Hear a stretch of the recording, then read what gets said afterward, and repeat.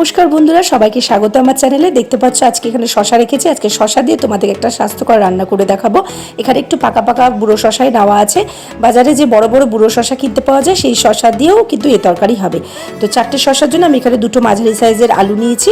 এবার শশাগুলোকে আমি ছোট ছোট করে ডুমো ডুমো করে কেটে নেব।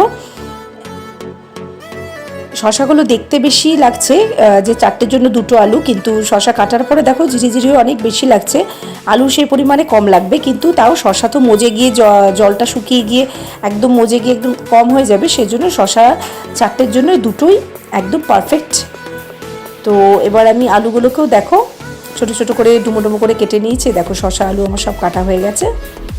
এবার এটা ভালো করে আমি ধুয়ে নেব এবং এটার জন্য মশলা হিসাবে আমার শুধু লাগবে হচ্ছে একটা কাঁচা লঙ্কা ফর ফ্লেভারের জন্য, এবং একটু ছোট্ট একটা আদা নিয়েছি যেটা একটু থেতো করে নেব আমি হামলদস্তায়। আর দেখো রান্নাটা যেহেতু স্বাস্থ্যকর সেজন্য খুব কম তেলেই রান্নাটা হবে। 2 চামচ সাদা তেল বা রাইস ব্র্যানে তোমরা এই রান্নাটা করতে পারো, এবং তার মধ্যে 1 চামচ রাঁধুনি দিয়ে দিলাম। দিয়ে এবার শশা আর আলুর তরকারিটা দিয়ে দিলাম। দিয়ে এটাকে একটু ভালো করে নেড়েছেড়ে এটার মধ্যে লবণ হলুদ পরিমাণ মতন আর একটু চিনি দিলাম। আর একটু নেড়েছেড়ে এটার মধ্যে কাঁচা লঙ্কাটা এবং আদা বাটাটা দিয়ে দিলাম। দিয়ে আবার এটা একটু নেড়ে নেব। দেখো জল ছাড়ছে অলরেডি। তো এই অবস্থায় আমি 10 মিনিটের জন্য ঢাকনাটা ঢেকে একদম লো ফ্লেমে শশাটাকে একটু কুক হতে দেবো। শশা আর আলু দুটোকেই তরকারিটাকে একটু কুক হতে দেবো।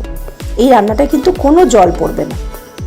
শশা থেকে যেই জলটা বেরোবে সেই জলের মধ্যেই এই রান্নাটা হয়ে যাবে সেদ্ধ।